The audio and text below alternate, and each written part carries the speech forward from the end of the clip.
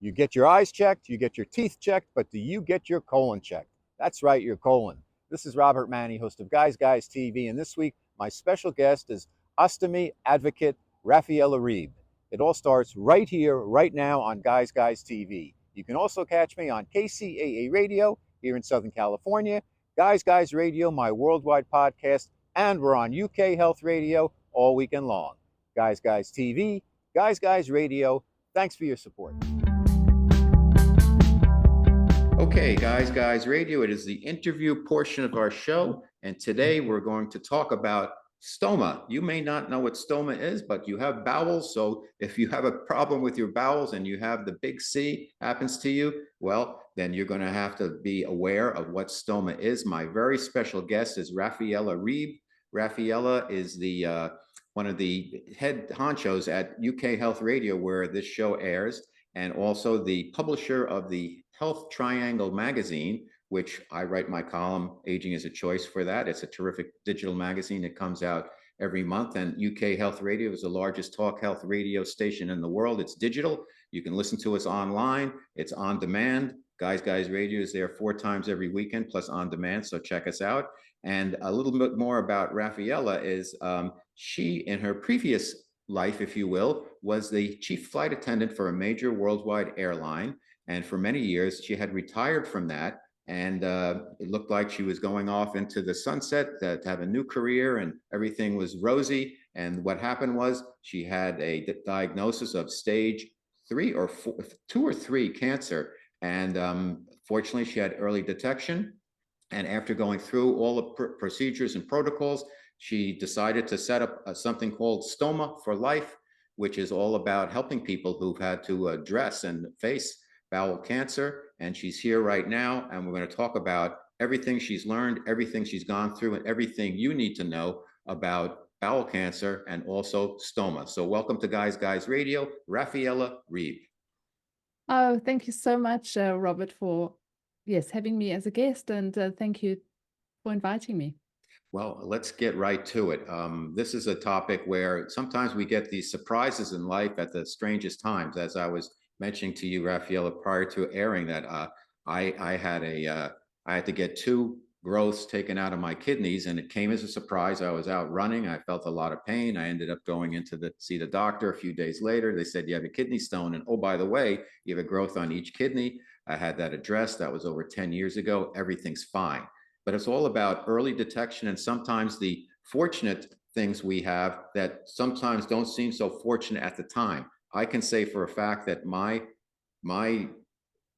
disease, if you will, what I had was a blessing for me and changed my life. I want to turn it over to you to talk about what happened with you. You got out of the airlines, you embarked on a new career, and all of a sudden you had a colonoscopy, I believe. Exactly that. It was my personal tsunami that hit me, and I was totally oblivious to what was actually happening. When I walked into my consultant's room to actually get a diagnosis, I had no idea what he was going to say, because it was definitely not something on my radar. It was definitely something that never even crossed my mind, because I'd, in my mind, had led a healthy life. I'd exercised regularly. I kept my weight down. I ate very healthy. I was a vegan for 10 years. I did notice that through menopause, I was picking up weight, but not severely. Other than that, I actually felt quite well. And until I had ailments where I thought those are not normal ailments. I have to address them. It's something that you can't think them away. And a lot of people will just ignore them, but I'm not one to ignore. I always have to know actually what's going on. I've been extremely inquisitive all my life. And I think that sort of attributed me being diagnosed very early. So when I walked into that consultant's office, I had no idea what he was going to tell me. Go ahead. Yeah, and fortunately, I had my husband sitting next to me, because he was sort of my eyes and ears, because when you do get a diagnosis like that, time sort of stands still. It's quite surreal. I mean, you can relate. You said you yourself had a diagnosis. So when I was told that I had stage 3 bowel cancer, I sort of went into, I think, look, I'd been in the airline industry for 30 years, and for 30 years I did emergency evacuation training to save other people's life, and I went into the mode of saving my own life. I didn't panic. I really didn't panic. My husband actually said, you know, it was quite interesting to see the way you took the news, because I didn't let my emotions take over, because as I've been taught for 30 years, your emotions don't have that, they're not of any use in a crisis. That's so true. So I just, What yes. what were some of the symptoms that you had that spurred you to take a colonoscopy? Was it just you were you know, you do what people over 50 usually get them, and you had mentioned in your bio that you had just turned 50 and you had you were post menopause, I believe. What was it that inspired you, to lack of a better word, to get a colonoscopy? Well, I had bowel issues, which I didn't, because I'd been vegan all this time, I knew exactly how my bowel movement was, and sort of didn't expect to all of a sudden have problems. So being very graphic, you go to the toilet and you realize there's something not quite right. Hmm. But sometimes you would go and think, oh, well, maybe I ate something that wasn't quite correct. And then you attribute it to something, like I said, that you've eaten perhaps. But if those issues persist over a longer period of time, which was in my case about 6, 7, 8 weeks, well, I thought, oh, I've got to have this checked out. But it was during the pandemic, so it was quite difficult to get it checked out and to actually have a timely consult, or to have somebody see you, a practitioner see you at that time. So it took a while for me to actually see somebody, and then they did a what do you call a fit test here in the UK. I think it's just it's a screening test, and that came up negative. But then they diagnosed me with hemorrhoids, even though that test came up negative. And I thought, no, this is not anything to do with hemorrhoids. I mean, I knew my body so well that I just knew that wasn't it. And I persisted, and they did another fit test, which came up negative again. And then honestly, the doctor actually said, so what do we do now? And I said, I'd like that colonoscopy now, which I actually Hmm. came in to have from the onset. And then in the UK, it actually, well, the NHS, once you're on their radar and they actually put out an urgent message for having you checked out, it goes quite quickly. So within 2 weeks, I actually had the colonoscopy. And during that, I mean, that's an examination nobody wants to have, but during the examination already, I could see there was something. And I asked the person that performed it what that was, because it looked not right. And he just brushed it off and said a polyp. And I'm forever grateful that he didn't mention the C word, because I would have just been in absolute shock right there and then.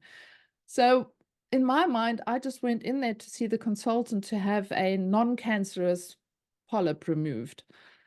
But it wasn't like that.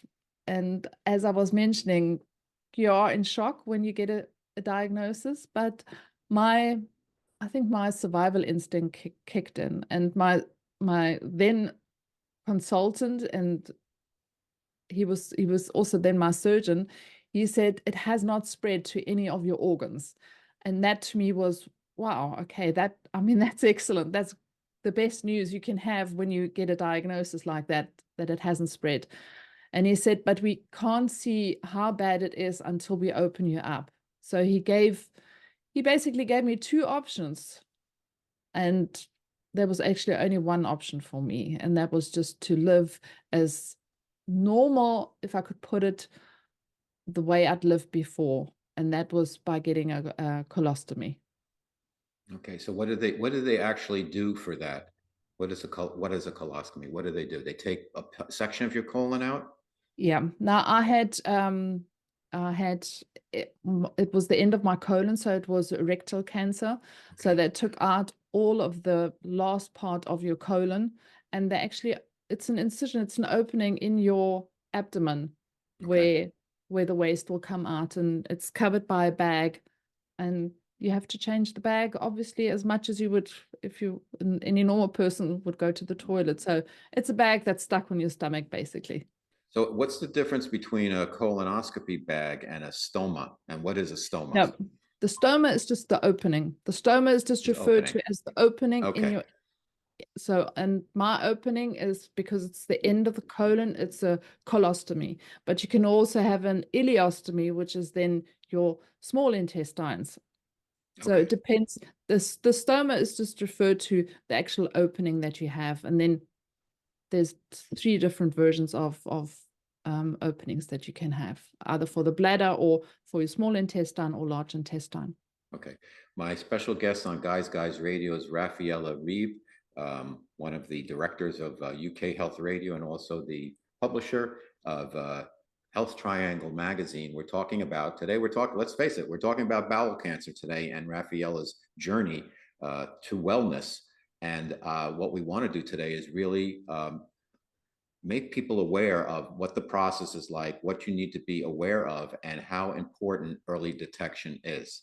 So Raphaela, you mentioned that they gave you kind of 2 options, but there was only one option. If I may ask, what was the other option that was like a no go? Well, the other option would be that I would live near a toilet basically for the rest of my life, because they would not create a stoma. Okay. So basically you can just picture it in your mind. If that part is gone, obviously it won't work. And I know of a lot of people that are very apprehensive of getting a stoma. And one of my very dear friends, she actually said a day before I was diagnosed, she said, there's no way that you've got bowel cancer, because I mean it did occur in my mind then, but not really, because even she said no, it's nothing on the cards. And her mother had had a stoma 15 years after living near a toilet for 15 years. And she always said it's the best thing that ever happened to her. And she was quite sorry she didn't do it earlier. Mm-hmm. So with that in mind, I thought it's just no option. It was yeah. So many folks now have IBS or Crohn's disease, and they don't necessarily turn into colorectal cancer. But what should people who are dealing with those issues do to make sure that they've checked everything out so that they're in a good position and that they're aware of everything and they know how to take care of themselves? Well, just like in my case, as soon as you have any digestive issues that are persistent for longer than 2 to 3 weeks, I think I would advise you to address it and go and see a doctor.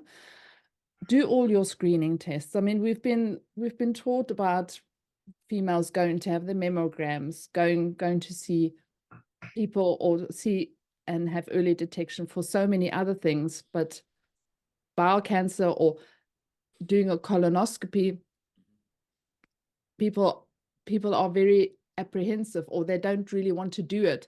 They basically push it out of their heads. So as soon as you are up for screening, go for the screening. Don't delay it.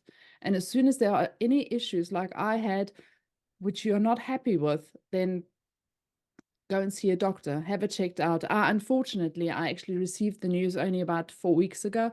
A very dear colleague of mine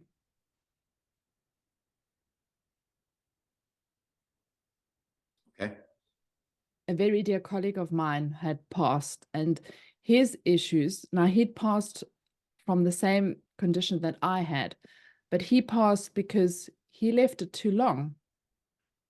He was actually asked by friends of his to have it checked out because it was a condition, or it was getting worse, and he was just too scared to have it checked out. And I mean, he paid a high price for it. Mm-hmm.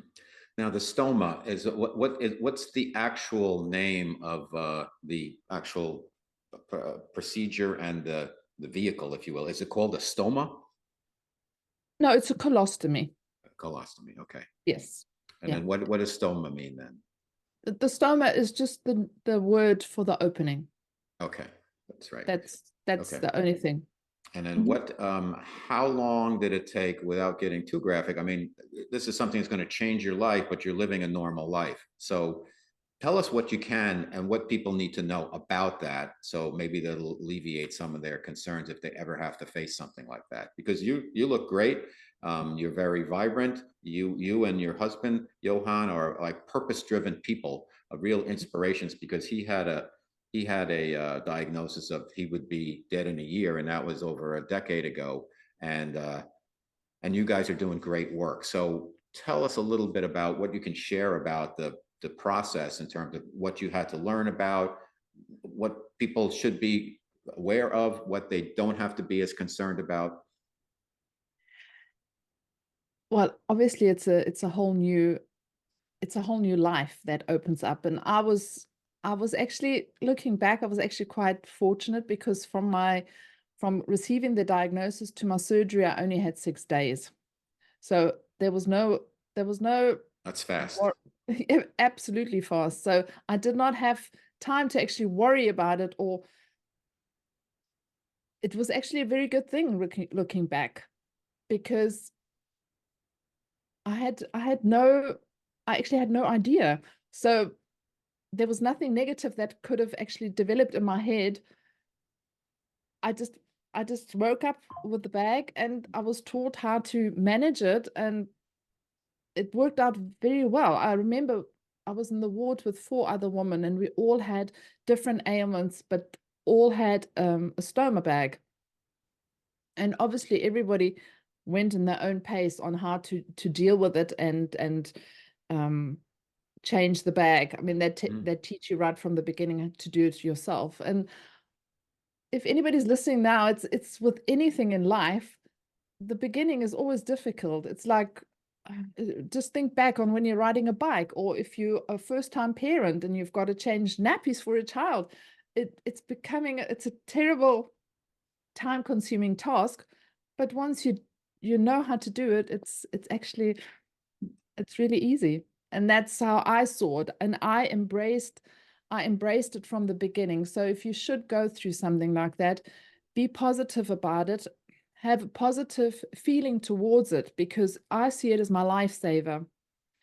And how can I have a negative feeling to my lifesaver? Not at all. And my family was extremely supportive. So that helped me as well, because obviously it's an issue about your appearance. It's will I be the same person? Will I look the same? No, you will never be the same person after you've been diagnosed with anything like that. But you can be different and you can discover new things about yourself, which I did. So for anybody that's going through this, it's it is life-changing, but it doesn't have to define your life, and it doesn't have to make your life, it can actually make your life, I can't say better, but it's livable. And I don't even think about it as much as people might think. I often get taught or told, but you don't look ill, or I've forgotten about it. And to me, or I've forgotten that you had this. And to me, that's a compliment. It's a compliment when they can't see it, because I don't dwell on it. And I've never really looked for a reason why this happened to me. It's a fact, it happened, but it's in the past, and I look towards the future. And I think that's the Fantastic. yeah, that's the way I Fantastic. embrace life. Okay, Raphaela Reeb, our special guest on Guys Radio today. And today, let's put it right out there. We're talking about how to manage bowel cancer and colostomy. And it can be challenges. So lifestyle wise, Raphaela, what changes have you made or have had to make or didn't have to make? And what surprised you about the kind of working with the stoma? Well, in in dietary on a dietary note, I didn't really have to make too many changes, because I'd been eating plant-based all for almost 10 years then. There are a couple of things that you might avoid that might be a bit difficult to digest. Now, because it's the end of my colon, I don't have as some people might have with an ileostomy, I don't have too many issues. I do make sure that I don't eat anything that might cause gas or wind, because obviously that all goes into the bag if you want to be very graphic. But other than that, on a dietary note, I think I've become a bit more aware of taking my time eating and chewing, because in the airline business, when I worked for the airlines, I ate extremely fast because time was always of the essence. So I was a very fast eater.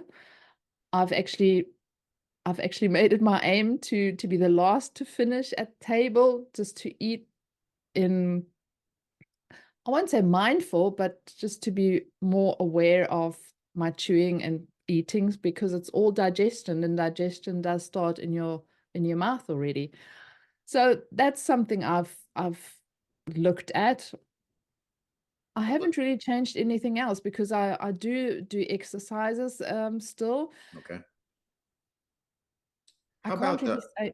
how about self-talk? I think we should touch on the importance of self-talk because our bodies listen to us. If you, and you had been mentioning in your bio, and I was listening to your show. By the way, Raphaela has a show on Stoma for Life on UK Health Radio, so please check that out. Every episode has more information and awareness there. It's great.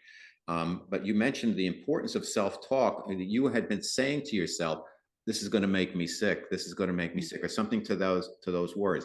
And it's very important that subconsciously the subconscious is listening, and we are directing the subconscious at all times. And studies have shown that the subconscious pretty much manages about 95% of our life. So self-talk is incredibly important.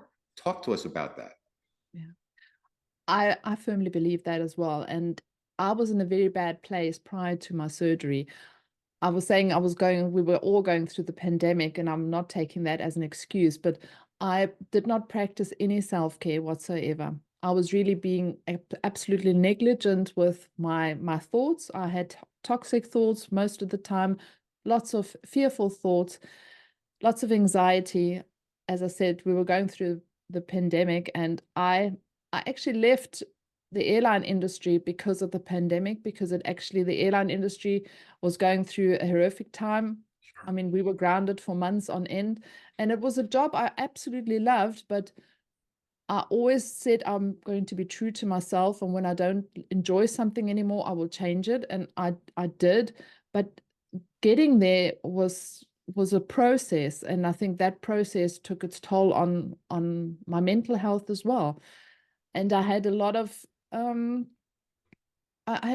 other mental issues that I actually never thought would grasp me, but the pandemic just brought out a lot of things. And I think that attributed to me being diagnosed. I can't say for sure, but I think it definitely played a huge factor. And as you mentioned, I kept on saying to myself, this is making me ill. And if anybody is listening, it's yourself, and your thoughts and your inner dialogue is just so important. And I've really learned that. And I'm much more conscious of my thoughts and of how I speak to myself.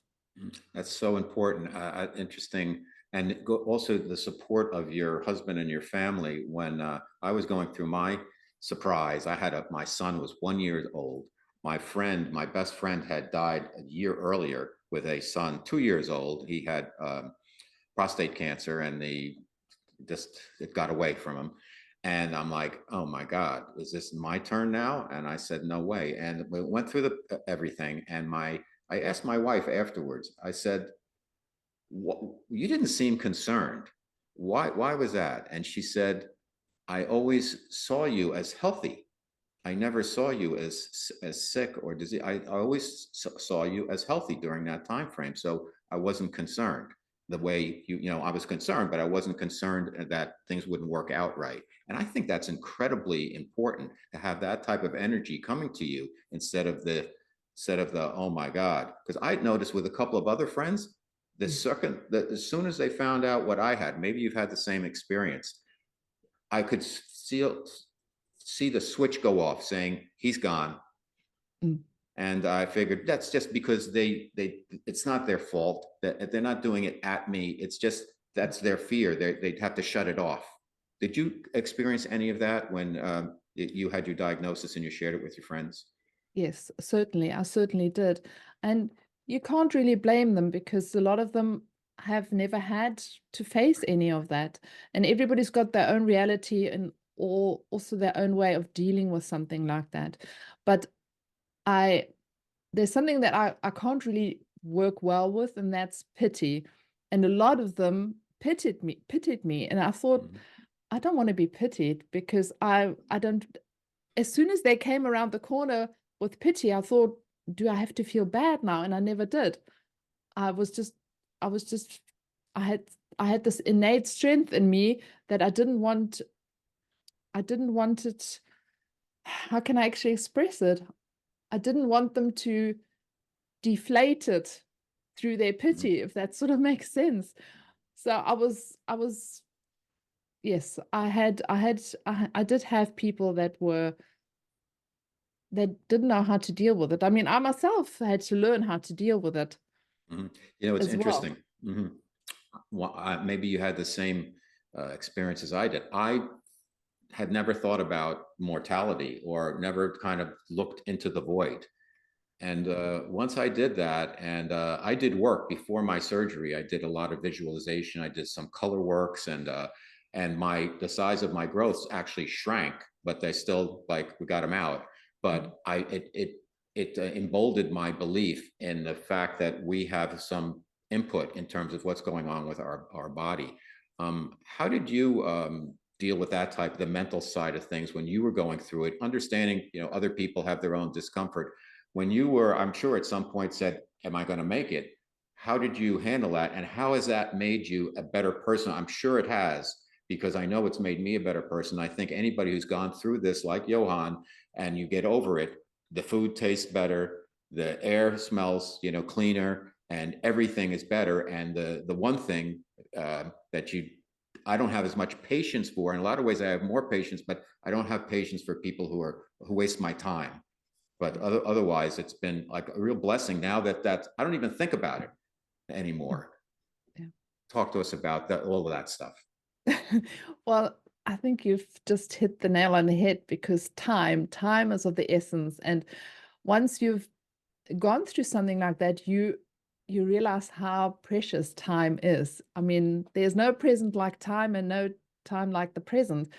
So I absolutely, I said this to a friend of mine not so long ago. I absolutely feel so alive now. I think more alive now than before my diagnosis. Now, please note, I never call it my cancer. It's just a diagnosis that I had, Right. because I certainly did not invite this. I don't own this. I don't want this. I didn't want this in my life. So I actually feel more alive now, because I know that from one day to the next, your life can change. Yes. I actually said to my growth, if you will, I said, I love you. Thank you for letting me know about you. Now I would like you to leave.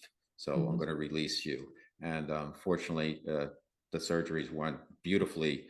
And things could might not, I'm not saying I did that, but you know what? All these things we're talking about, Raphael, in terms of taking charge of the situation, taking responsibility, and not just sitting back and letting things happen.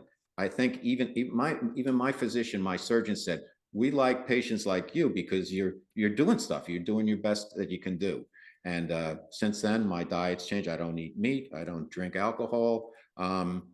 Maybe I would have, those things might have happened anyway. I don't know, but I feel better now that I'm doing that than I ever have. I feel great. How have you done any other lifestyle changes since then that you didn't have to do? Well, I've become more in tune, obviously, with my body, my inner voice, even more than before. I do practice my grateful list, my meditation. Those are all things that are Mhm. very dear to me.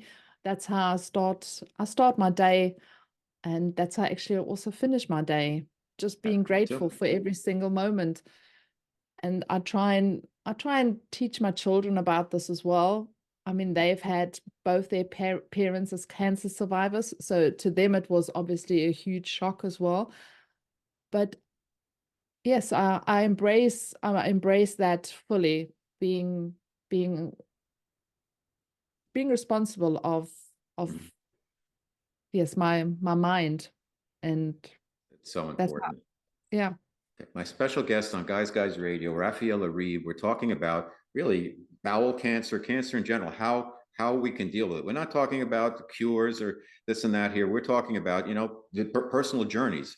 Raphaela's journey. I'm sharing a couple of notes about my journey and about Johan, who's head of UK Health Radio, his journey. And you know what? We're all here, so it's good news. What I think that our listeners would and viewers would love to learn about is your Stoma for Life, your show. You have a show about the awareness for how to deal with bowel cancer and the stoma life. And also, you have a website for it and a lot of the work you do. There's support groups also for people. I would like you to talk about that because I think a lot of our listeners and viewers out there would want to know where they can turn if something like this happens. Mm. No, thank you. Thank you for addressing Stoma for Life. Now, Stoma for Life, the radio show, actually came about because a neighbor of mine told me about her father that had ignored signs of bowel cancer for so long that all they could do was send him home. And I thought, this should not be.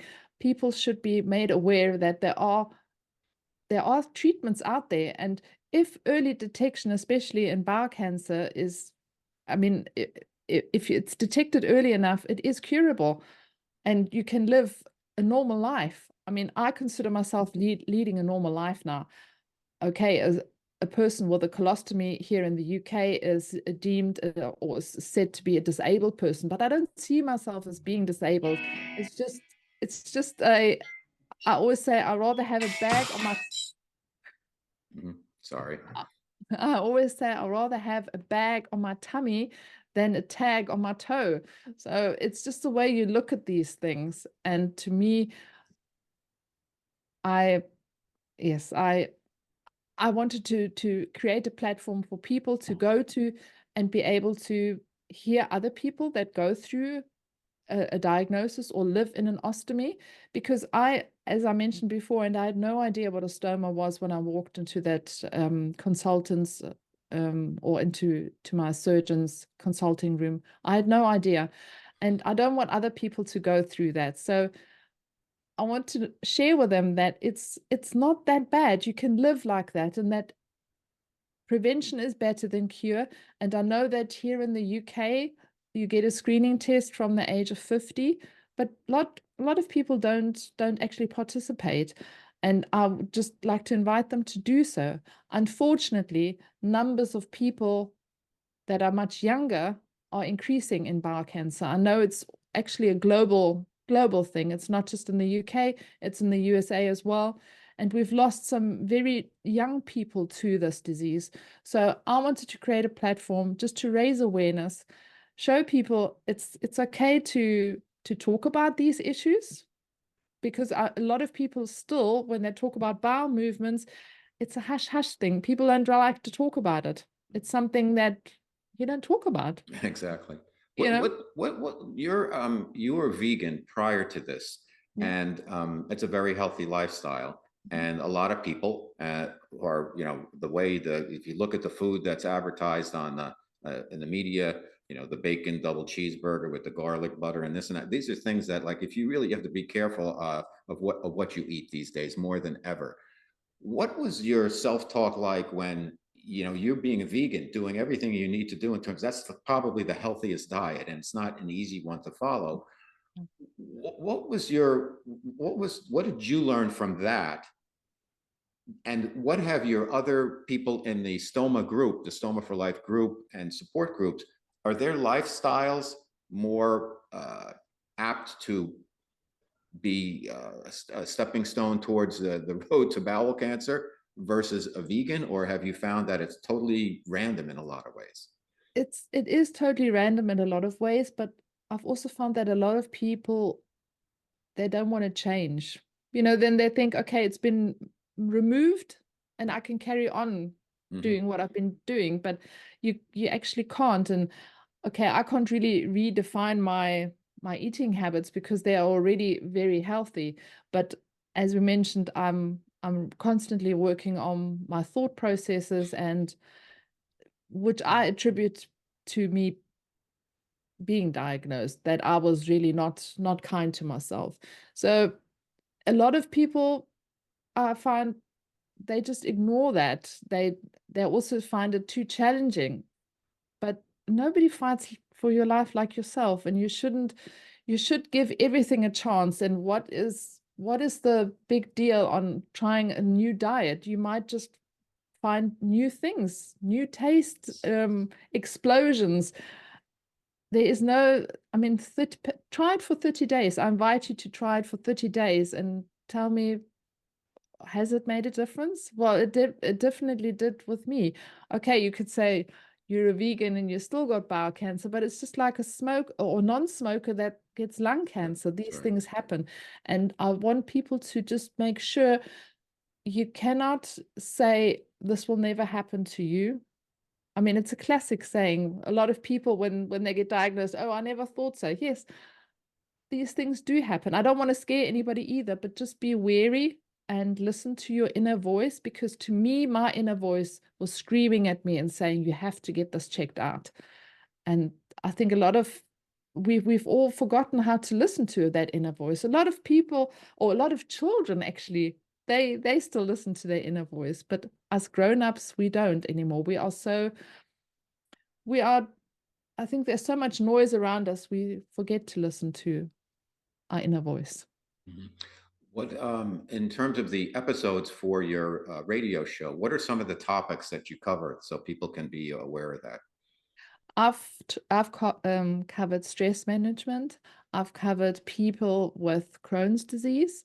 I've covered IBS, which is different to IBD, but which is also a form of, well, it's part of your gut health.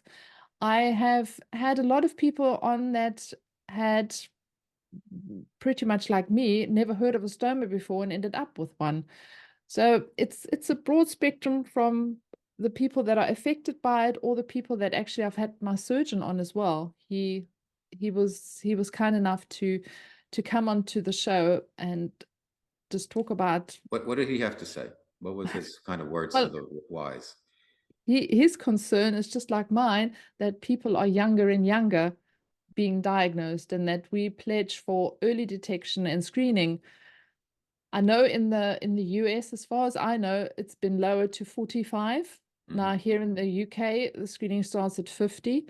So maybe lowering the age would help in getting it detected earlier. So that was his main concern. But he also said that, okay, I had symptoms, I felt it, but not always so clear. And when you are unsure, just have it checked out. That's, I think, the biggest message. Just go and have it checked out for peace of mind. It makes perfect sense. So what else? Tell us a little bit about where people can find more about you. We mentioned the show, the website. Could you just repeat those? And I want everybody to have this information and jot it down in case they have a pen or pencil nearby. Yeah, that's stoma, Stoma, then the digit 4, and then life.com. And on the website, you will find a bit about stoma care, and symptoms of bowel cancer, all my episodes, and also my actual story, and also links to all my social media. And you can also get into contact with me. I'm in the process of actually finishing my art life coaching, because I want to help people after successfully beating cancer to get back into the swing of things, into life through art. Because as you mentioned, I'm a graphic designer. I live and breathe art, and that to me was one way of yes, helping other people get back on track.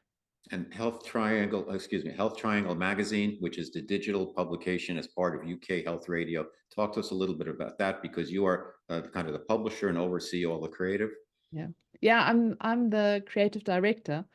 And this came about actually quite by accident, because Johan asked me to, many years ago, to do a magazine for the radio station, and I thought it was perhaps just once or twice a year. Little did I know, he wanted a monthly magazine, and before I knew it, I did one every month, and I enjoyed it incredibly. Now, I I come from newspaper design, So to me, that was really, it was wonderful when I got the opportunity to create it, because it's something that has been my passion, well, actually all my life, design.